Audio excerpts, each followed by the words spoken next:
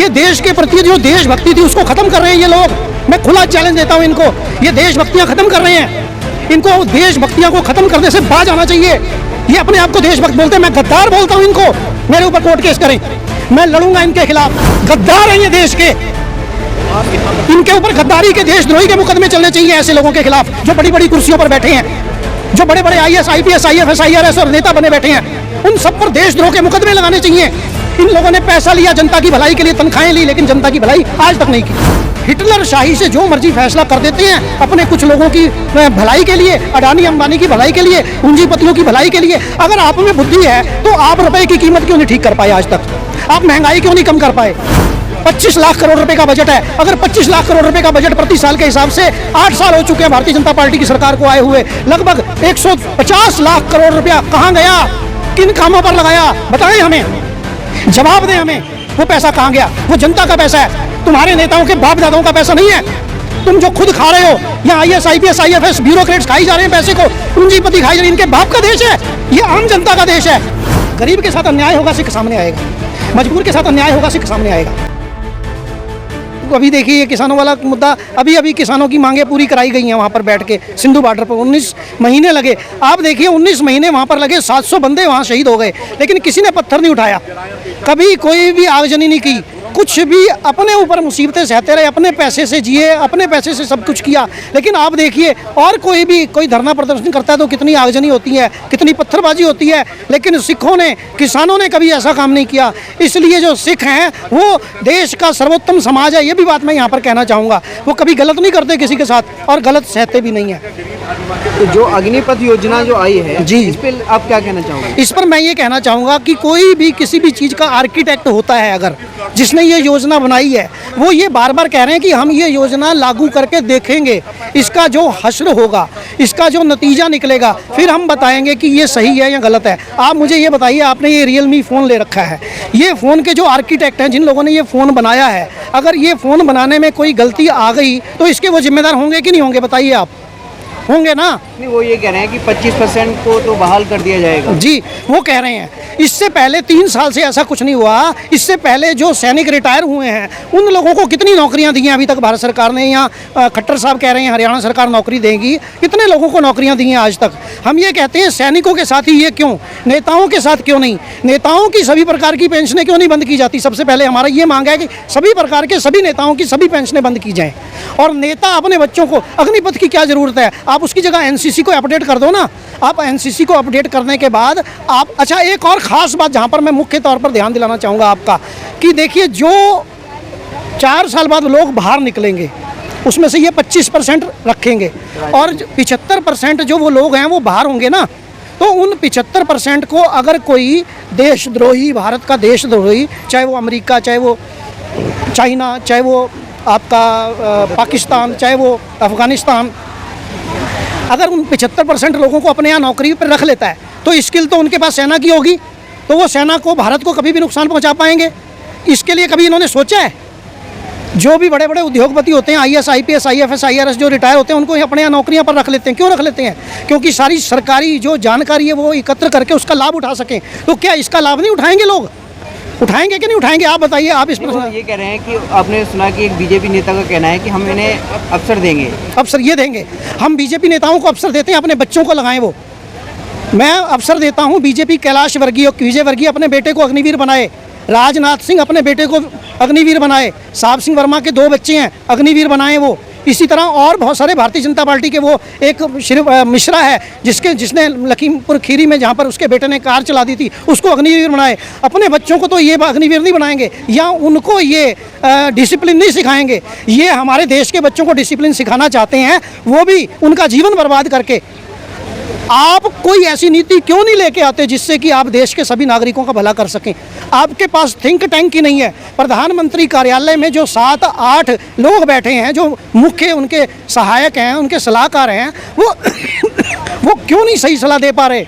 वो क्यों नहीं सही कानून बना पा रहे? मोदी जी ने भी कहा है इस पे, उन्होंने कहा है कि कोई भी बदलाव होता है तो दूरगामी परिणाम अच्छे होते हैं। दूरगामी, इसका मतलब है परिणाम अच्छे होते हैं, यानी कि वो 100% नहीं है ना। मोदी जी अब तक 8 साल में जितनी योजनाएं लेकर आए सब पर कहते हैं अच्छे होते हैं। अच्छा किस पर हुआ?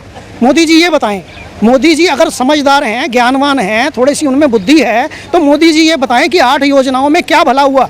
किसान आंदोलन जब वापस हुआ, इन्होंने ये बोला, टीवी पर चैनल पर बोला कि हम बहुत बढ़िया, एक बहुत ही अच्छे कानून को देश की जनता को समझा नहीं पाए।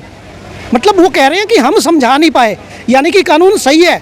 अगर सही है तो तुम कौन होते हो कानून बनाने के लिए? अगर वो सही है, जो जिनको ज़रूरत है, किसानों को ज़रूरत है ना, उसके स्पेशलिस्ट किसान है ना, तो किसानों से पूछा, लोकसभा में पूछा, आपने कभी उस पर चर्चा की?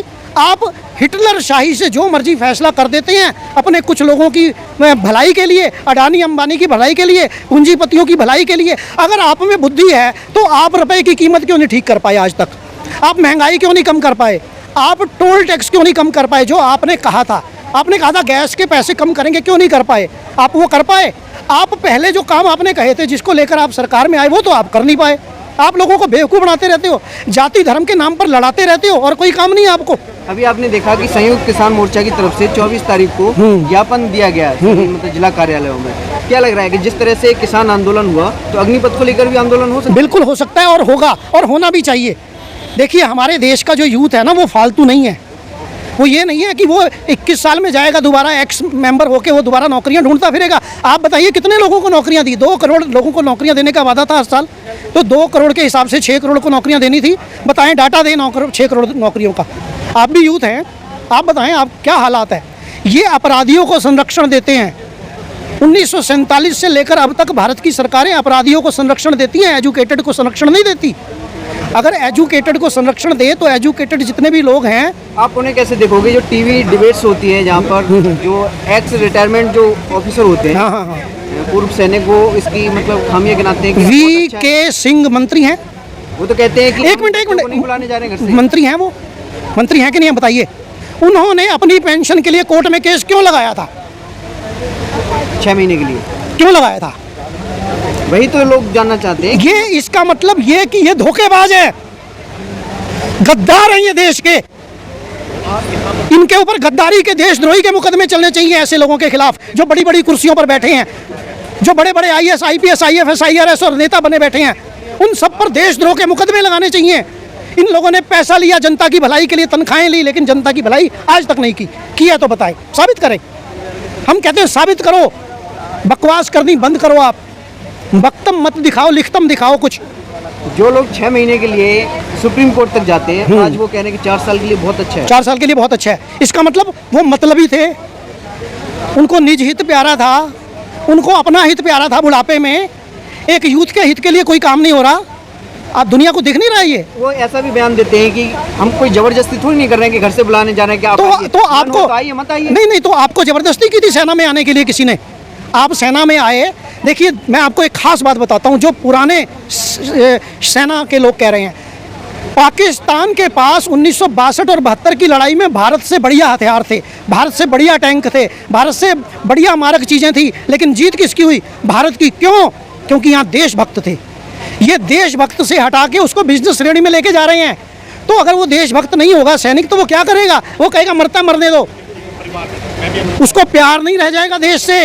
ये देश के प्रति जो देशभक्ति थी उसको खत्म कर रहे हैं ये लोग। मैं खुला चैलेंज देता हूँ इनको, ये देशभक्तियाँ खत्म कर रहे हैं। इनको देशभक्तियाँ को खत्म करने से बाज आना चाहिए।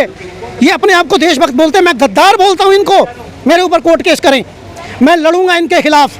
मैं सभी भारत के सभी IAS, IPS, IFS, IRS सभी के खिलाफ लड़ूंगा। इन्होंने आज तक देश के लिए कुछ नहीं किया जो करना चाहिए था। जिसका इन्होंने पैसा लिया, उस पैसा तो ले लिया लेकिन काम नहीं किया। निकम्मे लोग हैं ये। तो आज जनता को बाहर निकलना पड़ेगा अपने अधिकारों के प्रति। ये कुछ नहीं देने वाले, आपको अपना अधिकार स्वयं लेना होगा। आप देखिए, 25 लाख करोड़ रुपए का बजट है। अगर 25 लाख करोड़ रुपए का बजट प्रति साल के हिसाब से 8 साल हो चुके हैं भारतीय जनता पार्टी की सरकार को आए हुए, लगभग 150 लाख करोड़ रुपया कहाँ गया? किन कामों पर लगाया? बताएं हमें, जवाब दें हमें। वो पैसा कहाँ गया? वो जनता का पैसा है, तुम्हारे नेताओं के बाप दादाओं का पैसा नहीं है। तुम जो खुद खा रहे हो, यहाँ IAS, IPS, IFS ब्यूरोक्रेट्स खाई जा रहे हैं पैसे को, पूंजीपति खाई जा रहे हैं। इनके बाप का देश है ये, आम जनता का देश है। क्या लग रहा है, नेताओं की पेंशन बंद होनी चाहिए? बिल्कुल बंद होनी चाहिए। सॉरी, नेताओं की पेंशन पूरी तरह बंद होनी चाहिए। 100% बंद होनी चाहिए, पूरी तरह बंद होनी चाहिए। पूरे देश में बंद होनी चाहिए नेताओं की पेंशन। क्या नेता देश सेवा करते हैं? नेता कभी देश सेवा नहीं करते, हमने आज तक नहीं देखा। 2 देखे थे सिर्फ, लाल बहादुर शास्त्री जी देखे थे देश सेवक या चंद्रशेखर। उसके बाद 1947 से लेकर आज तक हमें एक भी देशभक्त नजर नहीं आया। नहीं, क्या लग रहा है आपको, जिस तरह से किसान आंदोलन हुआ, किसान आंदोलन में जो जन समर्थन मिला लोगों का, मतलब बॉर्डरों पे आपने देखा, क्या इस बार भी समर्थन मिलेगा? बिल्कुल मिलेगा, इस बार भी वो समर्थन मिलेगा और उससे ज़्यादा मिलेगा, क्योंकि इस बार तो यूथ भी साथ आ गया है। नहीं, लोगों के मन में एक और सवाल है कि ये अभी जो आपने देखा बिहार में, जो मतलब बिहार से इस तरह का आंदोलन शुरू हुआ, हिंसक प्रदर्शन हुआ, वो तो गलत है, वो गलत है। लेकिन जिस तरह से बिहार और यूपी हरियाणा में जो हो रहा है, लोगों के मन में ये भी है कि पिछली बार जब किसान आंदोलन हुआ तो सिखों का सबसे ज़्यादा योगदान रहा। क्या अगर ये आंदोलन होता है तो सिखों का योगदान रहेगा? बिल्कुल सिखों का योगदान रहेगा, समर्थन रहेगा? पूरा समर्थन रहेगा सिखों का, क्योंकि सिख हमेशा वहाँ समर्थन देता है जहाँ पर गलत हो रहा होता है। गरीब के साथ अन्याय होगा, सिख सामने आएगा। मजबूर के साथ अन्याय होगा, सिख सामने आएगा। लोगों का ये भी कहना था कि अगर लंगर नहीं होते गुरुओं के तो ये आंदोलन इतना नहीं खिंच पाता। बिल्कुल बिल्कुल बिल्कुल। तो क्या गुरु के लंगर फिर से आएंगे? फिर से गुरु के लंगर आएंगे, पूरे लंगर आएंगे, हर चीज़ आएगी। सिख समाज आंदोलन करेगा? बिल्कुल करेगा जी, बिल्कुल देश के लिए आंदोलन करेगा, देश के यूथ के लिए करेगा, देश के जवान के लिए करेगा, देश की महिलाओं के लिए करेगा, देश के आदिवासियों के लिए करेगा, देश के बंजारा समाज के लिए करेगा, देश के शोषित समाज के लिए करेगा, देश के हर उस शोषण के लिए सामने आके खड़ा होगा सिख समाज, जो देश के साथ, देश के नागरिकों के साथ हो रहा है, चाहे उसमें महिलाएं हों। क्या नाम हुआ आपका? चरणजीत सिंह।